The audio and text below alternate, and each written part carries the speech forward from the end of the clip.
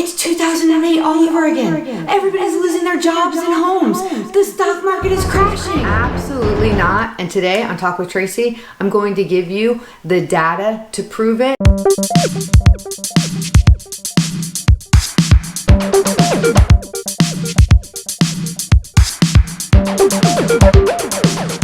Okay, let me see a show of hands of everybody that remembers the housing crash of 2008. Yes, I see you, I see you, I see you, I see you. Okay, so now that we've gotten our brains to 2008, let's fast forward to today and let me show you why that it's different. I'm sure that most of you that are watching are very familiar, unfortunately, with the housing crash and mortgage crisis of 2007 through 2009. Some of you probably lost your homes to foreclosures or short sales.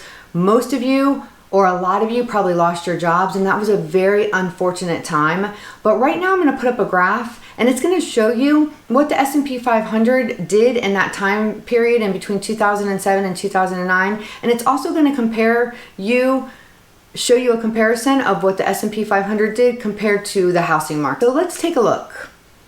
We see that in this graph, the comparison of what they did. Look at this. We see the S&P correction of 51% over that time span, and then we see home prices depreciating just under 20% in that same time period.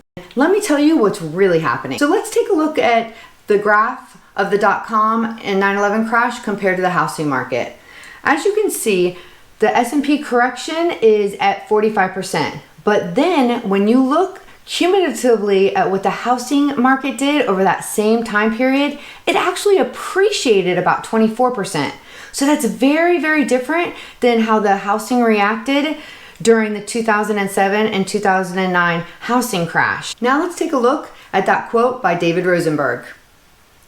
What he says is, what 9/11 has in common with what is happening today is that this shock has also generated fear, angst, and anxiety amongst the general public. People avoided crowds then as they believed another terrorist attack was coming and are acting the same today to avoid getting sick. The same parts of the economy are under pressure. Airlines, leisure, hospitality, restaurants, entertainment, consumer discretionary services in general. So the next item of business that I continuously get asked, are we headed for a recession?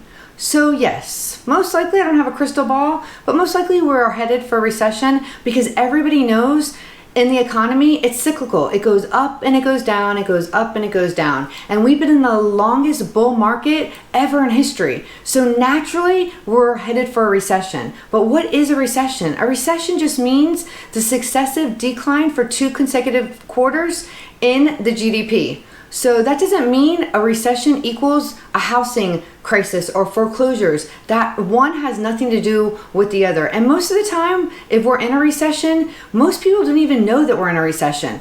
Obviously, you're remembering the 2008 when everybody lost their homes and all the foreclosures and the housing market's going to bottom out, but that's nothing to do with what's going on right now. So the visual I'm going to give you is right now, and just like the .com and 9/11 crash recession, right now think of a snowstorm. So we're all snowed in, it's heavy, heavy snow, and we can't get out and we can't do anything. So of course we're going to be in a recession because the whole entire country is locked in a snowstorm. But what's gonna happen when the snow starts melting?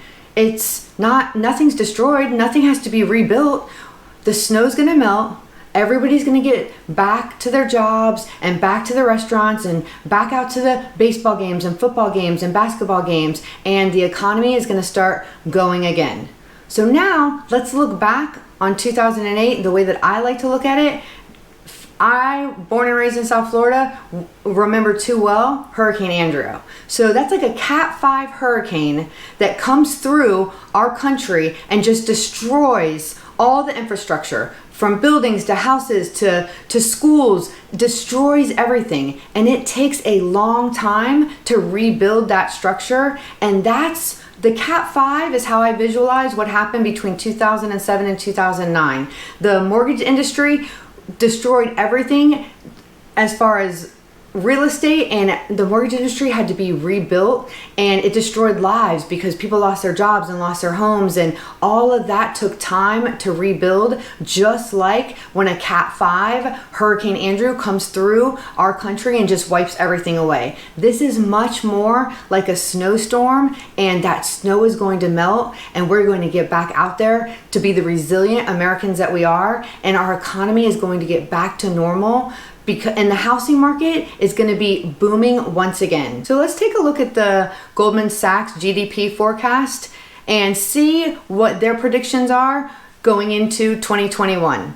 As you can see here, it's a V of a recovery, not like the U like we saw in 2008. It's a sharp decline and then a sharp increase with further inclines while going into 2021. Now let's take a look at a Wells Fargo quote that I actually also think is very relevant. So what Wells Fargo says is, we do not expect a repeat of the severe recession of 2008 and 2009 because the virus and oil shocks are not endemic to the financial system but are rather external. Once the virus infection rate peaks, we expect a recovery to gain momentum into the final quarter of the year and especially into 2021. Now let's look at a quote by Bill McBride.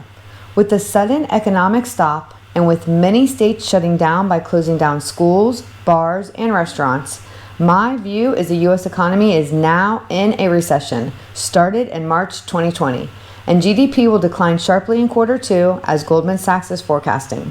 The length of the recession will depend on the course of the pandemic. So now let's take a look at one of my all-time favorite slides and visuals. And for anybody that has been around me in the last 6 months to a year, I'm sure you're sick and tired of hearing me talk about this slide or show you this slide, but this is the facts. So let's take a look. This is what really happens to housing during a recession since the 1980s. So let's look back at the last 5 recessions because, like I already said, everything is cyclical.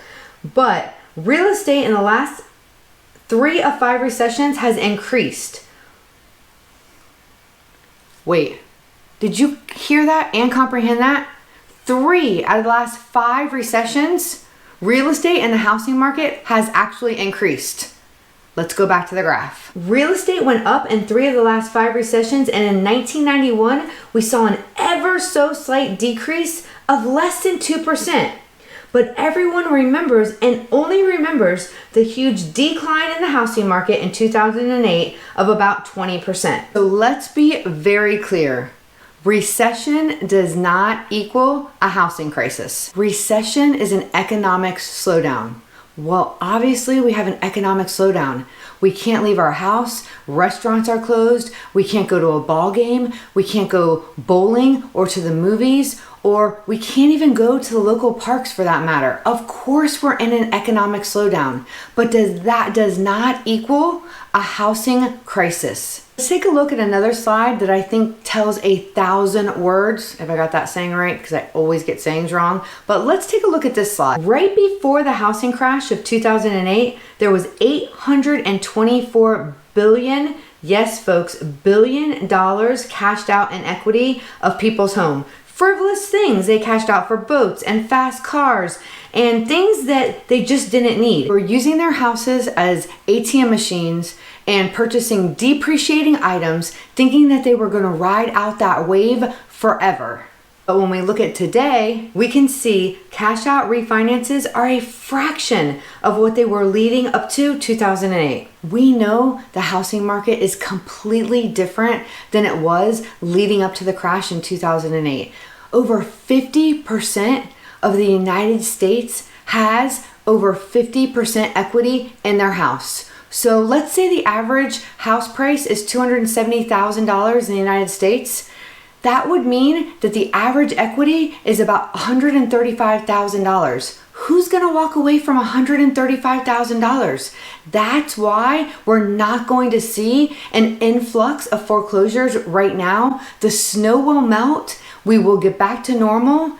And yes, everything will be okay in the housing market. And at the end of the day, the jobs will come back. The economy will start moving and you will have a roof over your head. I was in real estate and went through the 2007 through 2009 foreclosure crisis and mortgage industry crisis, and I had to pivot in my business, and I actually moved towards foreclosures, and I had lots of contracts with big banks, and that's what I was doing. I was serving evictions and selling foreclosure homes. So I know the ins and outs of the process, and I can help you save your home. Whether you don't have a lot of equity in it and you need to do a short sale, or maybe we can do a loan modification, whatever it is, we don't want to go that foreclosure route. For one, it hurts your credit. For two, you probably have equity in it that you don't even know about. We don't have a supply and we still have a huge demand. So your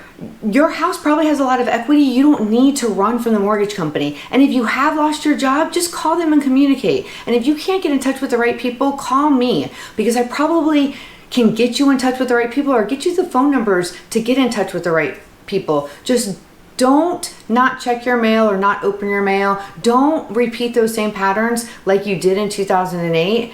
Be vigilant, pay attention, be aggressive, and call your mortgage company and ask them if they can take April, May, and June's payments and move them to the back end of your payment. So if you have 25 years left on your payments to pay off your house, so you're going to have 25 years in 3 months, but at least it's going to get you through this time. I'm going to put some great resource links in the description below.